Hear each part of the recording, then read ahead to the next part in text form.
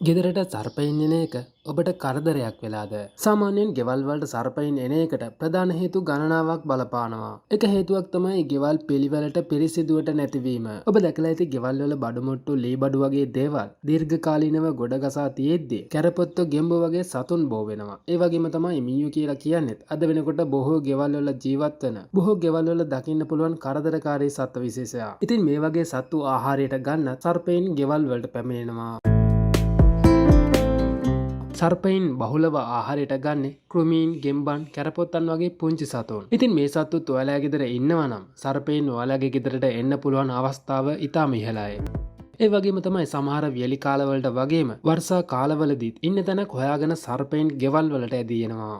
මෙන්න මේ හේතු හින්දා ගෙවල් වලට සර්පයින් එන අවස්ථා වැඩි වශයෙන් වාර්තා වෙනවා. ඒ වගේම තමයි සර්පයින් ගැන අවබෝධයක් නැතිව කටයුතු කරන්න ගිහිල්ලා බොහෝ සර්පයින් ඝාතනය කරන අවස්ථාත් සමහර සර්ප දෂ්ටනත් අපිට වාර්තා වෙනවා. සර්පයින් කියලා කියන්නේ පරිසරයේ සමතුලිතතාවය රැකගන්න ඊටම වැදගත් ජීවී කොට්ටාසයක්. ඉතින් ඔබට අයිතියක් නැහැ නිකරුණේ සර්පයෙක්ගේ ජීවිතය තුරන් කරන්න. කොහොම නමුත් අපේ ආරක්ෂාව සලසා ගැනීම ඊටම වැදගත් නිසා සර්පයින් පිළිබඳ අවබෝධයක් ලබා ගැනීමත් ඊටම වැදගත්. මේ ඉන්නේ අපේ රටේ ඉන්න උග්‍ර විස සහිත සර්ප විශේෂ කිහිපයක්. අපේ රටේ ඉන්න සර්පයින් අතරින් උග්‍ර විස සහිත කාණ්ඩයේ සර්පයින් විදියට හඳුනා ගන්න පුළුවන් වෙන්නේ මෙන්න මේ සර්පයින් කීප දෙනා. මේ අතරින් නාගයා කියලා කියන්නේ බොහෝ දෙනෙක් දන්න මෙන්න මේ සර්පයාට. කොරපතු වල තියෙන වර්ණය වගේම හිස මත තියෙන සලකුණ හින්දා නාගයින්ව පහසුවෙන් හඳුනා ගන්න පුළුවන්.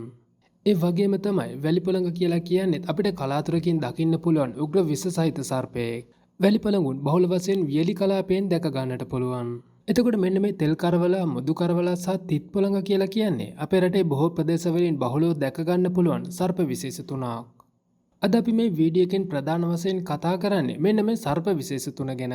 තෙල් කරවලා. සමහර ප්‍රදේශවල තෙල් කරවලාව මගමරුව, හබරලිය යන නම් වලිනුත් හඳුන්වනවා. හදිසියෙවත් මේ සර්පයෙක් ඔබට දෂ්ට කළොත් හුස්ම ගැනීම අපහසු වෙනවා. මෙන්න මේ නිසා සමහර වෙලාවට රෝහලට යන්නත් කලින් මරණයට පත් වෙන්න පුළුවන්. මේ ආකාරයට සිදුවන මරණ කිහිපයක්ම අපේ රටෙන් වාර්තා වෙනවා.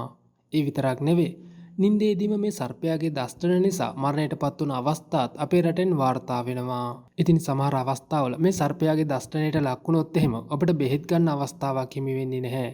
ඒ නිසා තමයි බොහෝ දෙනෙක් කියන්නේ මේ තෙල් කරවලාට මග මරුවා කියලා. මේ සර්පයින් පිළිබඳ පරීක්ෂණ කරපු බොහෝ අය පවසන ආකාරයට මේ සර්පයින් දෂ්ට කළ විට ලොකු වේදනාවක් දැනෙන්නේ නැහැ. ඒ වගේම දෂ්ට කළ ස්ථානයේ ලොකුවට ඉදීමක් සිද්ධ වෙන්නේත් නැහැ. රෝග ලක්ෂණ ඒ කියන්නේ හුස්ම හිරවීම, ඇස් පියවීම වගේ දේවල් දැනුනම තමයි සර්පයෙක් කෑවද නැද්ද කියලා හොයලා බලන්න සිද්ධ වෙන්නේ. ඉතින් හදිසියෙවත් නිින්ද ගිය අවස්ථාවකදී මේ සර්ප දෂ්ටනයකට ලක් වුණොත් එහෙම ඔබ නිදාගෙන ඉද්දිම මරණයට පත් වෙන්න ඉහළ සම්භාවිතාවයක් තිබෙනවා. ඉතින් ඔබ සර්පයන් පිළිබඳ දැනුමක් නොමැති අයෙක් නම් මේ පින්තූර දෙස හොඳින් බලා මේ සර්පයන් නිවැරදිව හඳුනා ගන්න ආකාරය ඉගෙන ගන්න. මේ ඉන්නේ රදනකෙක්. රදනකයා කියලා කියන්නේ නිර්විස සර්ප විශේෂයක්. බොහෝ අය කරවලා කියලා හිතාගෙන මෙන්න මේ අහිංසකයව ඝාතනය කරන අවස්ථාත් අපිට බහුලව දැක ගන්න පුළුවන්. තෙල් කරවලා සහ මුදු කරවලාගෙන් රදනකින්ව වෙන් කරලා හඳුනා ගන්න පුළුවන් ප්‍රධාන ක්‍රමයක් තමයි කොරපතු වල පිහිටීම. කරවලුන්ගේ කොඳු වැඩ පෙළියේ තියෙන කොරපතු සදස්රාකාර හැඩයක් ගන්නවා. හැබැයි රදනකින්ගේ පිහිටන්නේ මෙන්න මේ විදිහට. ඒ වගේම තමයි මේ සතුන්ගේ හිස දෙස බැලුවත් රදනකින්ගේ හිස ශරීරයට වඩා තරමක් පුළුල්. ශරීරයෙන් වෙන් කරලා හිස හොඳින් හඳුනා ගන්න පුළුවන්. ශරීරයට වඩා විශාලයි. හැබැයි කරවලුන්ගේ හිස බොහෝ වෙලාවට ශරීරයේ ප්‍රමාණයට සමානව තමයි පිහිටන්නේ. ඒ වගේම තමයි කොරපතුවල තියෙන වර්ණය සහ සුදුයිරිවල පිහිටීම අනුවත් රදනකයා සහ කරවලය අපහසුවෙන් හඳුනා ගන්න පුළුවන්. ඉතින් මෙන්න මේ දේවල් හරහා තෙල් කරවලාව සහ රදනකයාව වෙන් කරලා හඳුනා ගන්න පුළුවන්. අපි දැන් කතා කරමු අපේ රටේ ඉන්න තවත් උග්‍ර විස සහිත සර්ප විශේෂයක් වන තිත් පොළඟ ගැන. තිත් පොළඟ කියලා කියන්නේ රාත්‍රී කාලයේදී ක්‍රියාශීලීව හැසිරෙන තරමක් ආවේගශීලී සර්ප විශේෂයක්. බොහෝ අවස්ථාවල දඟර ගැහිලා ඉන්න මේ තිත් පොළඟුන් වියලි කොළරඩු, වියලි තනකොළ වගේ දේවල් තියෙන තැන්වල හිටියොත් එහෙම ඔබට පහසුවෙන් හඳුනා ගන්න අමාරුයි. බොහෝ ගොවිබිම් ආශ්‍රිතව මේ තිත් පොළඟුන්ගේ දෂ්ටන බහුලව වාර්තා වෙනවා. Tamanට තර්ජනයක් දැනුන අවස්ථාවල ඊටම වේගයෙන් ප්‍රතිචාර දක්වන්න මේ තිත් පොළඟුන්ට හැකියාව තිබෙනවා. මෙන්න මේ නිසා තමයි බොහෝ පුද්ගලයන් පවසන්නේ තිත් පොළඟ පැන පැන පහර දෙන බවට. ඉතින් ඔබට තිත් පොළඟේ දෂ්ට කළොත් එහෙම ඇස් පෙනීම අඩාල වෙනවා, හුස්ම ගැනීම අපහසු වෙනවා, ඒ වගේම අධික ඉදිමීමක් දැක ගන්නට පුළුවන්. ඒ විතරක් නෙවෙයි, දෂ්ට කළ තැනින් අධික වේදනාවක් හටගන්නවා. දීර්ඝකාලීන වශයෙන් මේ තිත් පොළඟුන් දෂ්ට කළ පුද්ගලයින්ගේ ඇඟපත වේදනාව, ඇස් බොදවීම, දත් වැටීම, කොණ්ඩේ යාම වගේ දේවල් බහුලව දැක ගන්න පුළුවන්. ඒ විතරක් නෙමෙයි, වකුගඩු සම්බන්ධ රෝගී තත්ත්වයන් උනත් මේ තිත් පොළඟගේ දෂ්ටන හින්දා ඇති වෙන්න පුළුවන්. සාමාන්‍යයෙන් මිනිසෙක් මරණයට පත් වෙන්න නම් සර්පයින්ගේ විස මිලිග්‍රෑම් 40යි 70යි අතර ප්‍රමාණයක් ශරීරගත වෙන්න ඕන.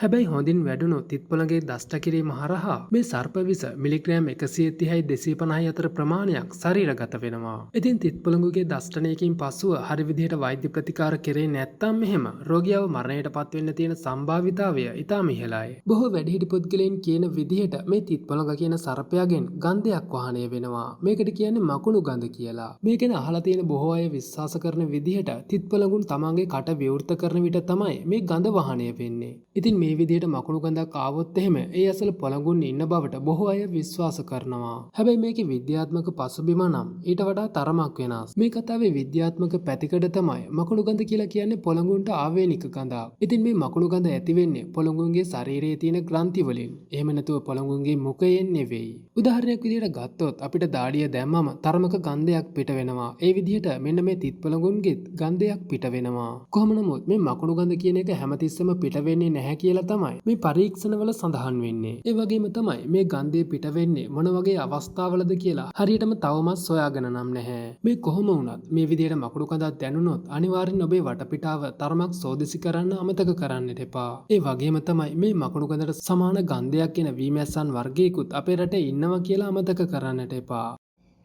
වියලි කලාපයේ බහුලව හමුවෙන මේ තිත් පොළඟුන් රාත්‍රී කාලයේ තමයි ආහාර සොයාගෙන එළියට බහින්නේ. ප්‍රධාන වශයෙන් ගෙම්බන්, කැරපොත්තන්, මීයන් වගේ සතු තමයි ආහාරයට ගන්නෙ. ගොදුරු පස්සෙන් ඉතා වේගයෙන් හඹා යන මේ තිත් පොළඟ තමන්ගේ වලිගයේ ප්‍රදේශයෙන් තමයි ඒ ශක්තිය ලබා ගන්නෙ.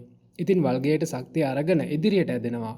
බොහෝ වෙලාවට මේ දේ අපිට පේන්නේ තිත් පොළඟ පැන පැන යනවා වගේ. හැබැයි ඇත්තටම වෙන්නේ තිත් පොළඟ වේගයෙන් ඉදිරියට යන්න තමයි ඒ විදිහට යන්නේ.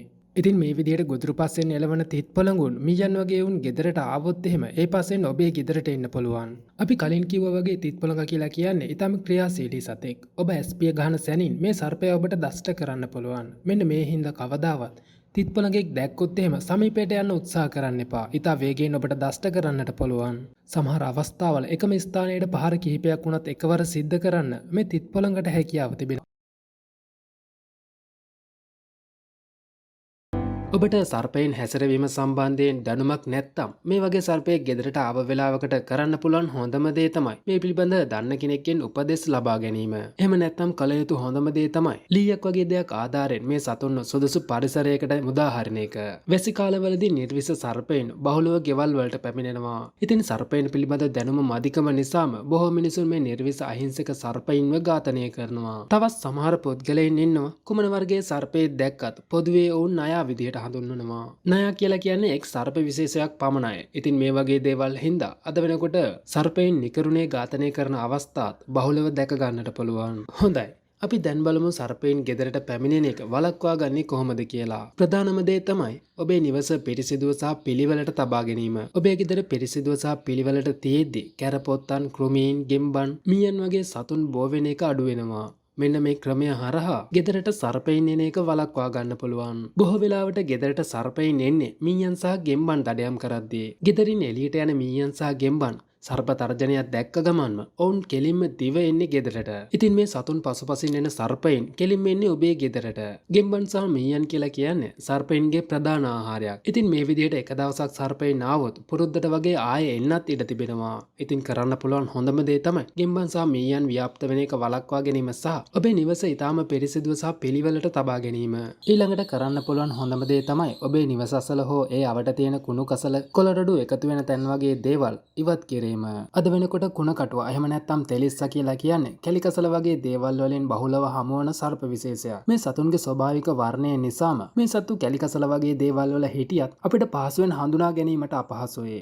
ඉතින් ඒ නිසාම තෙලිස්සන්ගේ දෂ්ටන අපේ රටෙන් බහුලව වාර්තා වෙනවා. ගොඩක් වෙලාවට පොල්ලෙලි වගේ දේවල් ඇතුළෙත් අපිට මේ තෙලිස්සන්ව දැක ගන්නට පුළුවන්. ඒ නිසා කරන්න පුළුවන් හොඳම දේ තමයි අවට පරිසරයත් පිරිසිදුව තබා ගැනීම. අගිල් කියලා කියන්නේ සර්පයින් පළවා හරින්න ඊටාම හොඳ ගස් වර්ගයක්. අගිල් දැව කුඩු සහ දැව කැබලි ඔබට සිංහල බෙහෙත් බඩු කඩවලින් පහසුවෙන් මිලදී ගන්නට පුළුවන්. අගිල් කුඩුවලින් දුම් ඇල්ලීමෙනුත් සර්පයින් පැමිණෙන එක වළක්වා ගන්නට පුළුවන්. ඒ විතරක් නෙවෙයි ඔබට පුළුවන් අගිල් දැව කැබලි ඔබගේ නිවස වටේට තබන්න. ඒ හරහත් සර්පයින් පැමිණෙන එක වළක්වා ගන්නට පුළුවන්. ඒ වගේම තමයි ගෙදරට සර්පයින් ඇතුළු වෙන ප්‍රධාන දොරටු, ජනෙල් වගේ ස්ථානවල භූමිතෙල් ස්වල්පයක් ගැල්වීමෙනුත් සර්පයින්ගේ ඇතුළට පැමිණෙන එක වළක්වා ගන්න පුළුවන්. කොහොම නමුත් සර්පයින්ගේ ශරීරයට භූමිතෙල් එසීම කවදාවත් කළ නොකළ යුතු දෙයක්. මේකට හේතුව තමයි භූමිතෙල් එසීම හරහා මේ සර්පයින් අධික වේදනාවකට පත්වීම. ඉතින් ඇත්තටම භූමිතෙල් එසිනවට වඩා හොඳයි ඔබේ සර්පයින් මරා දමනවා නම්. ඉතින් ඒ නිසා සර්පයින්ට භූමිතෙල් එසෙන්න කවදාවත් කාටවත් උපදෙස් දෙන්නත් එපා. සර්පයින් ගෙදරට එන එක වළක්වා ගන්න තවත් හොඳ ක්‍රමයක් තමයි වැලිවලට ලුණු කලවම් කරලා ගේ වටේට එසීම. මුහුදු සර්පයින් හැරුණාම ගොඩබිම ජීවත් වන සර්පයින් ලුණු වලට විකර්ෂණය වෙනවා. ඒ නිසා වැලිවලට ලුණු මිශ්‍ර කරලා ගේ වටේ එසීමෙන් සර්පයින් එන එක යම් තාක් දුරකට පාලනය කරගන්න පුළුවන්. ණයට අඳුකුල වගේ කියන ප්‍රස්තාව පෙරල ඔබ මීට කලින් අහලා ඇති. ඉතින් ඔබේ ගෙදරට නිතරම සර්පයින් එනවා නම් කරන්න පුළුවන් තවත් දෙයක් තමයි අඳුපැල ගෙනල්ලා ඔබේ ගේ වටේට සිටවීම. සමහර පුද්ගලයන් අඳුකුල පොඩි කරලා ගේ වටේට විසික් කරන එකත් කරනවා. මේ අඳුකුල වලින් නිකුත් කරන දුර්ගන්ධයට සර්පයින් පැමිණෙන එක වළක්වනවා කියලා තමයි බොහෝ අය විශ්වාස කරන්නේ. නාගදර්ණ කියලා කියන්නේ ගෙදරට සර්පයින් එන එක වළක්වා ගන්න සාර්ථකව යොදා ගන්න පුළුවන් බීජ විශේෂයක්. ඔබටත් මේ නාගදර්ණ හොයාගන්න පුළුවන් නම් ඔබේ නිවසේ මුළු හතරෙහි මේ නාගදර්ණ තියන්න. නාගදර්ණ කියලා කියන්නේ අතීතයේ මුතුන් මිත්තන් පවා තමන්ගේ ගෙවල් වලට සර්පයින් එන එක වළක්වා ගන්න යොදාගත් ඉතා වටිනා ගස් වර්ගයක්. ඉතින් මේ බීජ වලට පුළුවන් ඔබේ නිවසට සර්පයින් එන එක වළක්වන්න.